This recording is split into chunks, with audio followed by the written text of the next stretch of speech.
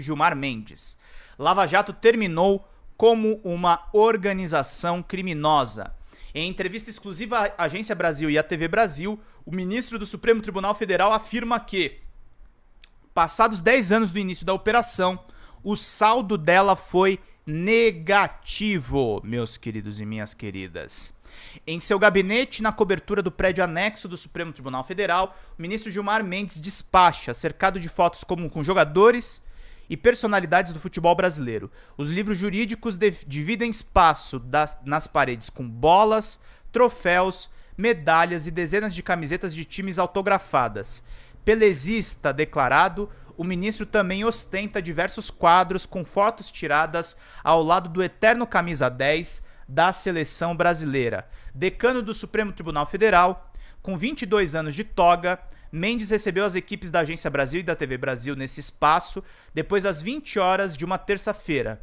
Ainda terminava o seu jantar na mesma mesa de reuniões utilizada para trabalho, mas não se perturbou ao perceber a entrada de jornalistas e da equipe de imagem. "Tudo bem? Como vai?" Cumprimentou antes de retomar a refeição. Pouco avesso a sorrisos, como de costume, retirou-se para uma sala anexa depois do jantar para minutos depois retornar para uma entrevista. Sentou-se calmamente na cadeira do seu gabinete, já sabedor do tema da conversa. A história acabou por lhe dar razão após ser criticado nos primeiros anos da Operação Lava Jato.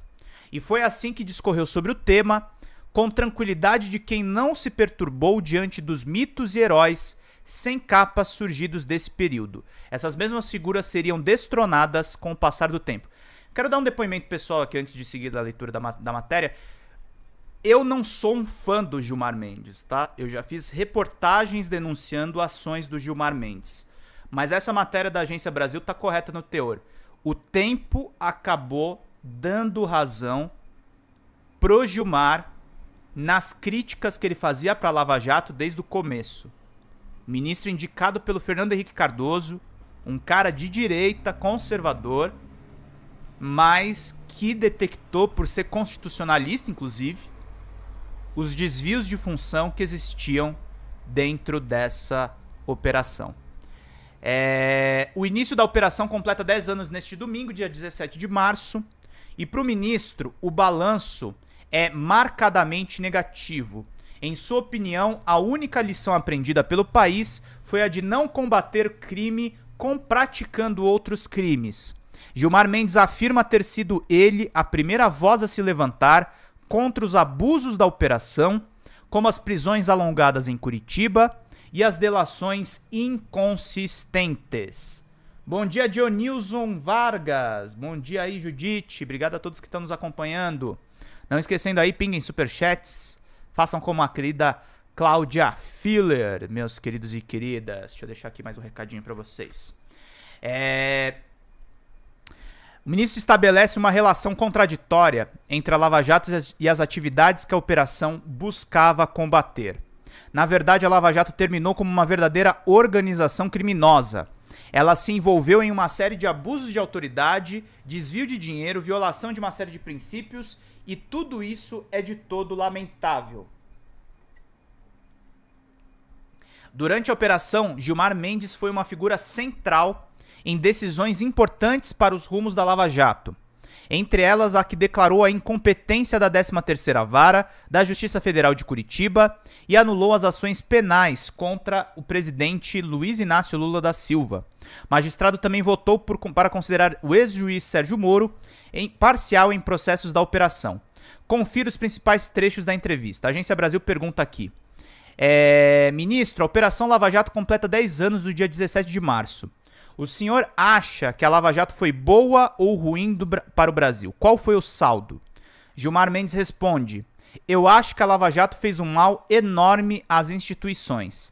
Bem inspirada talvez no início, ela acabou produzindo uma série de distorções no sistema jurídico-político, por isso meu balanço é marcadamente negativo. Mas é claro que nós aprendemos da história, inclusive dos fatos negativos na vida dos povos, na vida das nações.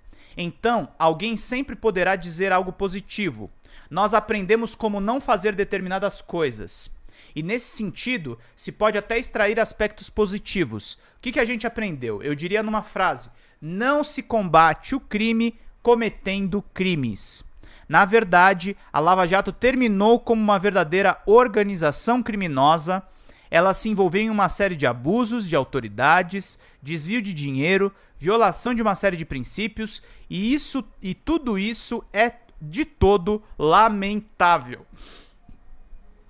Hipoteticamente, temos uma suspeita de corrupção no Brasil. Como agir corretamente? Como proceder? Gilmar Mendes responde: a primeira coisa é não inventar a roda, é fazer aquilo que se tem que fazer. Deixar que as autoridades policiais façam as investigações, que o Ministério Público faça o seu acompanhamento.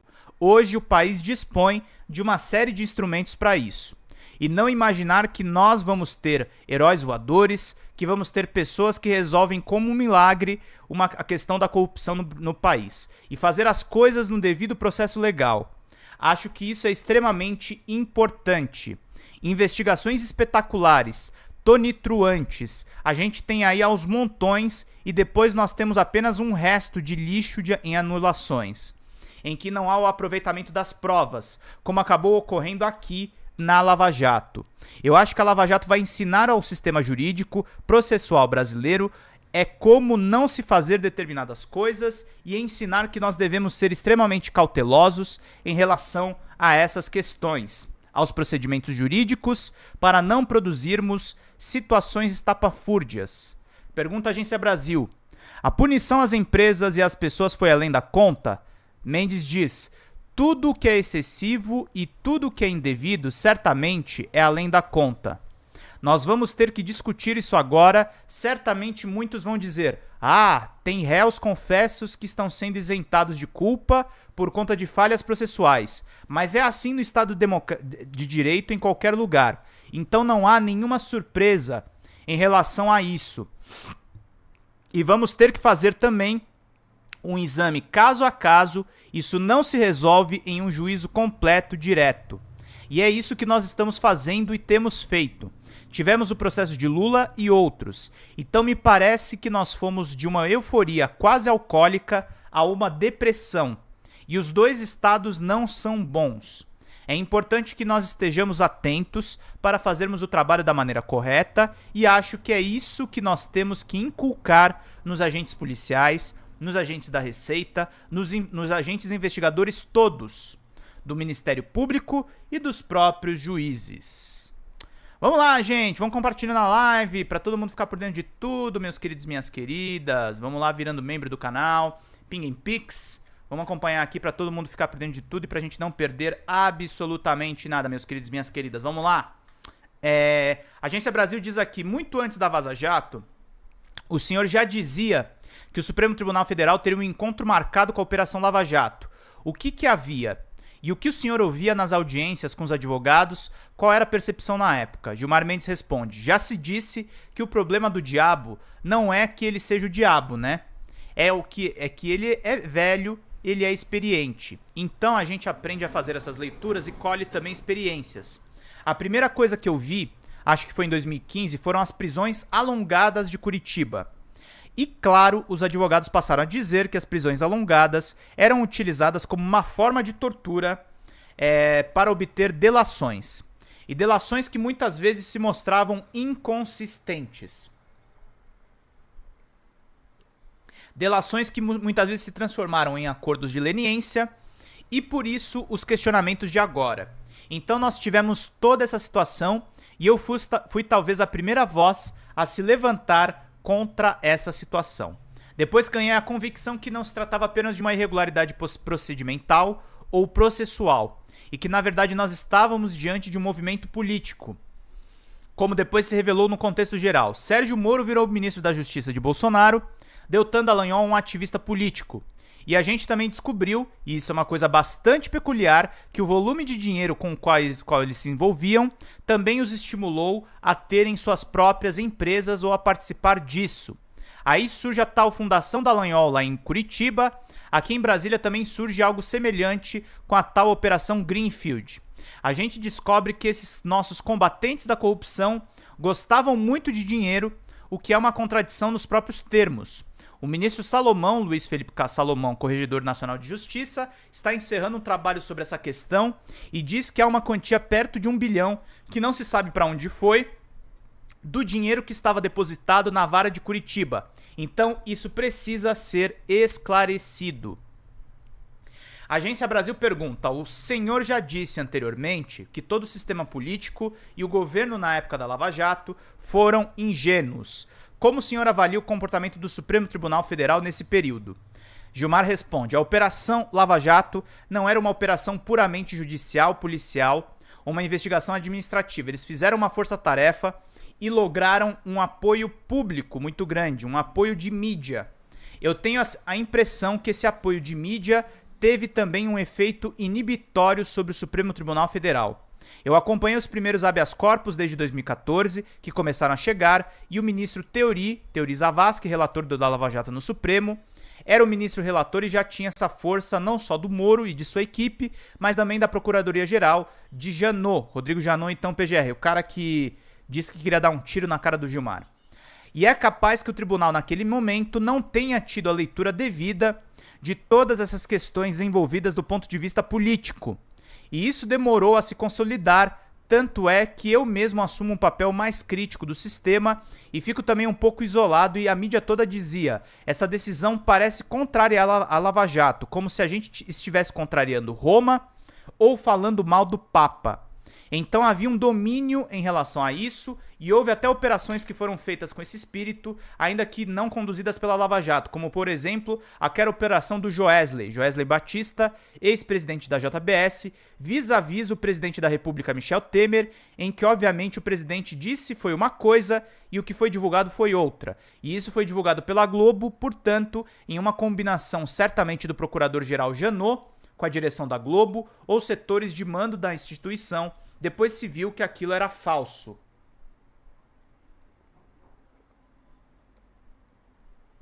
Aí a Agência Brasil pergunta: ministro, se a Vaza Jato não tivesse acontecido, qual teria sido então o desfecho da Operação Lava Jato na sua avaliação? Gilmar Mendes pergunta aqui: eu tenho a impressão, por exemplo, que no meu processo, que foi talvez um turning point nessa questão, que foi o processo do presidente Lula sobre a suspeição, eu até disse isso no voto. Nós tínhamos uma perspectiva já de afirmação da suspeição com os elementos existentes nos autos. Acho que teríamos chegado ao mesmo resultado, mas é inegável que a Vaza Jato mostrou que o rei estava nu. Mostrou como eram feitos os pastéis e como eles eram mal feitos. Então, tudo aquilo que nós supunhamos ou intuíamos foi confirmado, meus queridos e minhas queridas. Carlos França falando aí: olha aí, tirando o STF da reta, tirando as pessoas comuns, jornalistas grandes tinham informações privilegiadas, pessoas do Legislativo, Executivo e do Judiciário não foram inocentes e incautos. Verdade, Carlos, um abração pra você, obrigado por acompanhar aqui a nossa live. A Agência Brasil pergunta aqui: houve desvio, mas também houve muito prejuízo para dezenas de empresas que foram prejudicadas. Como combater a corrupção sem a derrocada da economia? Gilmar Mendes pergunta: eu acho que esse também é um aprendizado. Naquele momento, me parece que o Brasil estava vivendo uma fase muito peculiar. O governo Dilma, débil, fraco, vem o governo Temer, também acusado, envolto naquelas mesmas circunstâncias.